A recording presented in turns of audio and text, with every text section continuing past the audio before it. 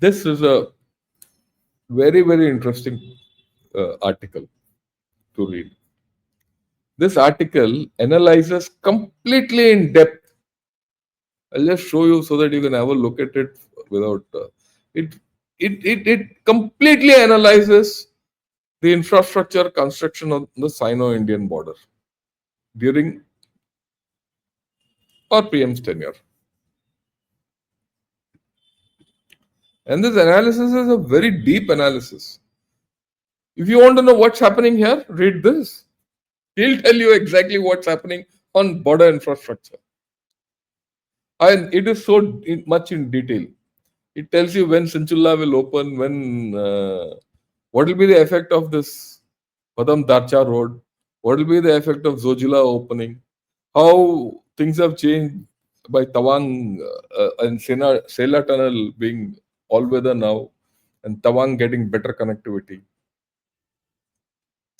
How many roads in how many phases and what is the progress? All that is there in this. You'll be surprised at how minutely they are saying.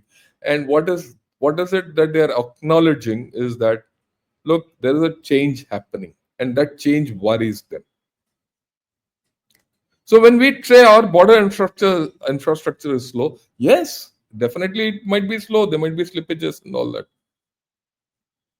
but not as per Chinese. That's the thing. Okay, that's the important thing. So what does he say? He says, look, there's been a great policy change by Modi government. There's first and foremost, as far as the border infrastructure is concerned, there's a strategic transformation in thinking. And a second major policy change is funding of infrastructure projects has increased. The investment has gone manifold up. He's quoted figures on this. And then, which is the most important thing, he says, there's been a reform in the bureaucratic decision-making mechanism so that the efficiency of delivery of the border infrastructure has gone up.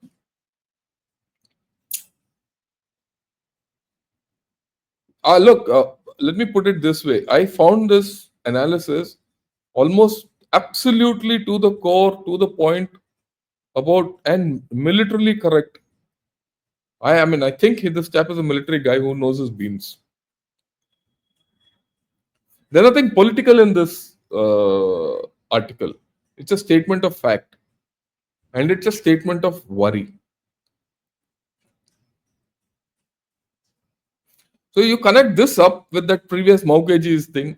That fellow is living in some space. Oh, bacha hai, wo is living in some space. And heart of hearts, they know what's happening. And my guess is sooner or later, there will be a realization as to what our Prime Minister has said. In any case, they have no choice. They have no choice. China is in such a bad shape that they have no choice. And why China is in a bad shape, XYZ, I'll do a thing this week, I will. Because things are going bad to us. Slow collapse. Like the way all their ghost cities have, it's now very clear there are a lot of ghosts in those ghost cities which are not going away. Similarly, the collapse of China is going to be very slow. It will never recover. Okay, he says, what are the outstanding features of the border infrastructure in the past 10 years? I've just summarized it. He says the focus of development infrastructure is very fast in the western and the eastern sections of the China-India border, basically east and eastern Ladakh. Second, this is interesting what he's observed. He says the border infrastructure planning is a cross-net development of border highways, aviation and railways.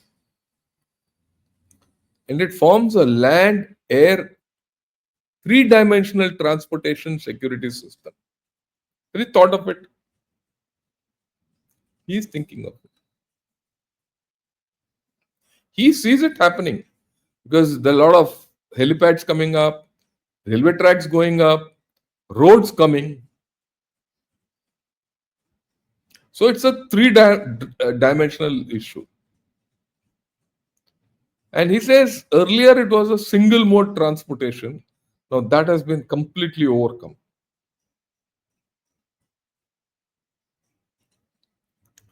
And then Modi government has widely introduced funds, large scale construction machinery, construction technology, and snow removal equipment from the US and its allies.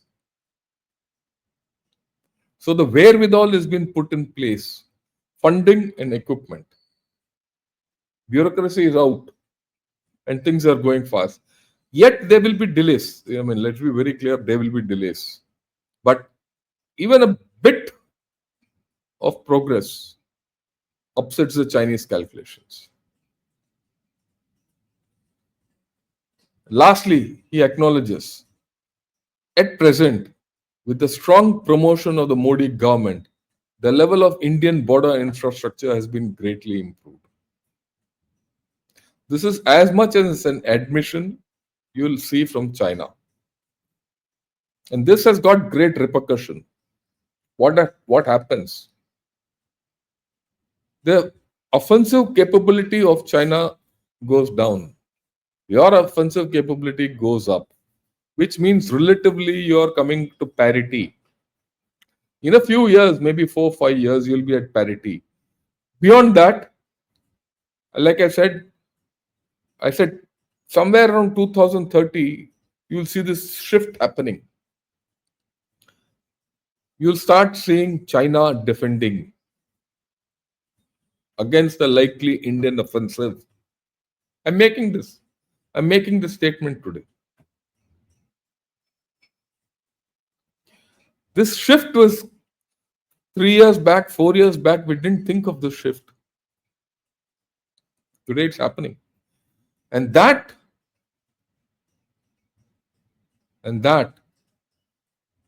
is what is worrying them. They've lost that thing. Okay.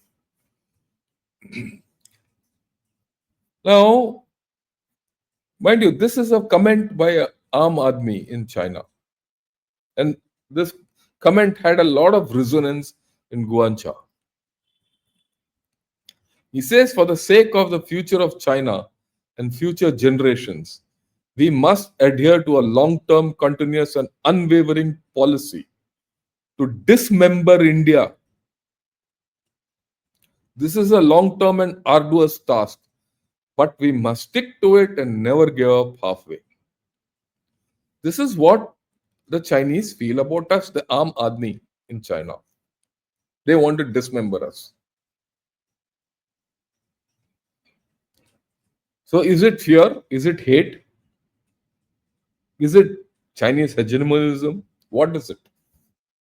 So herein are the dangers of an outreach to China. Our Prime Minister has made a tremendous outreach to China. Hats off to him. But will you get the same thing back from China? $1 million question. I don't think so.